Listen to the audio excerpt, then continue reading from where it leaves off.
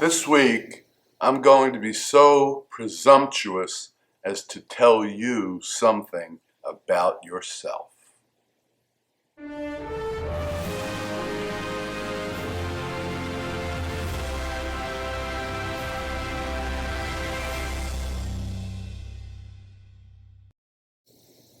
Shalom, my friends. Yes, I'm going to tell you something about yourself, but first, a disclaimer.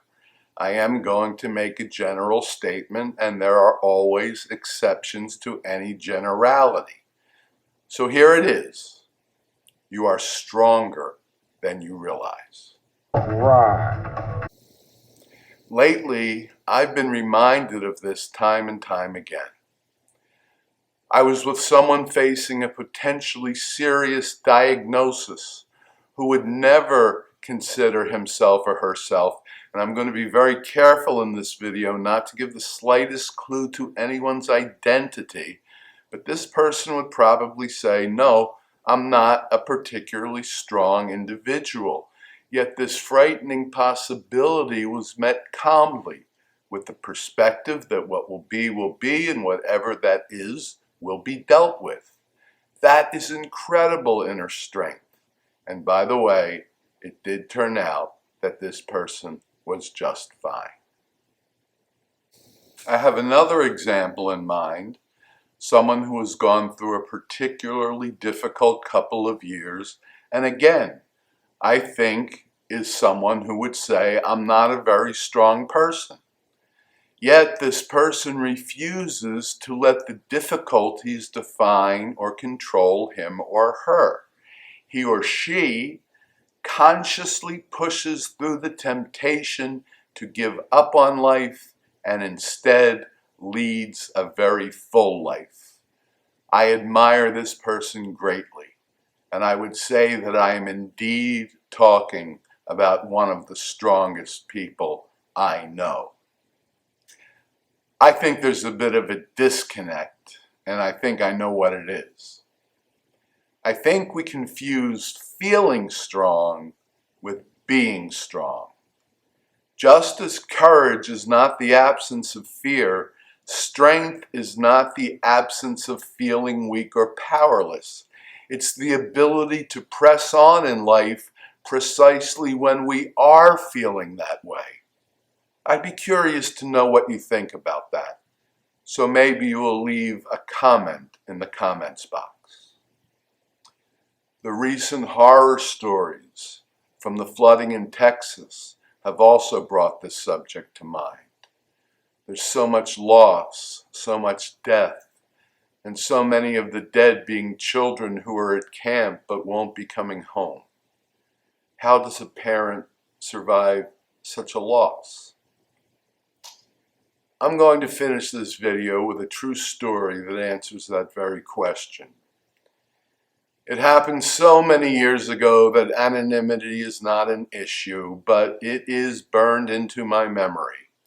It was the second time I had to bury someone's child. I remember every single funeral I ever conducted for a child. On this occasion, the night before the funeral, the bereaved mother asked me, how will I ever survive this? My response was, I don't know how you will do it, but I know that you will.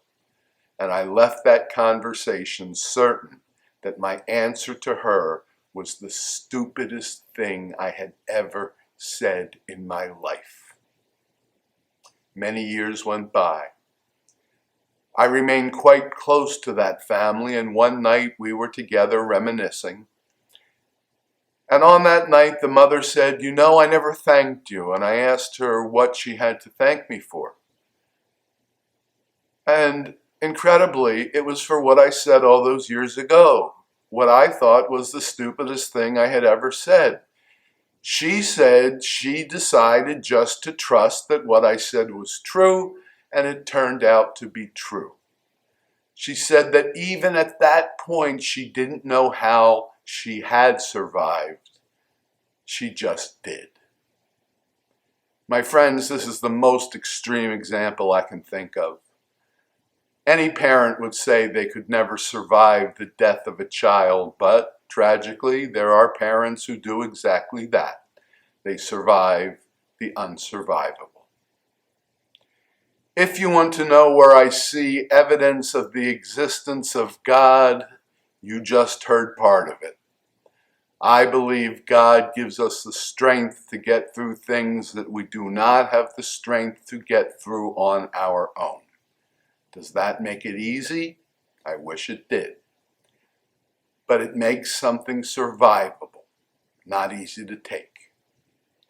That, my friends, in and of itself, is a very big deal. I pray you will never need to test my theory, but some will at some point. For anyone in such a situation, please remember this: you are stronger than you think. With that, let me shamelessly ask that if you found this video worthy of serious thought, or at least found it entertaining, please hit that thumbs up button on YouTube. Help put this video in front of more viewers. The mission of this channel, the Rabbi Study, is to address life's most important issues from a Judeo-Christian perspective. We're supported by patrons who pledge $3 a month. If you would like to become a patron, you will find a link to patreon.com in the description box. Last, but certainly not least, please do consider becoming a subscriber to the Rabbi Study.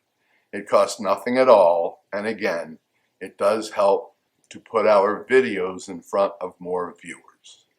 As long as you are logged into YouTube, all you have to do is click on my face right over here, or watch the last video we released by clicking on its icon right over there.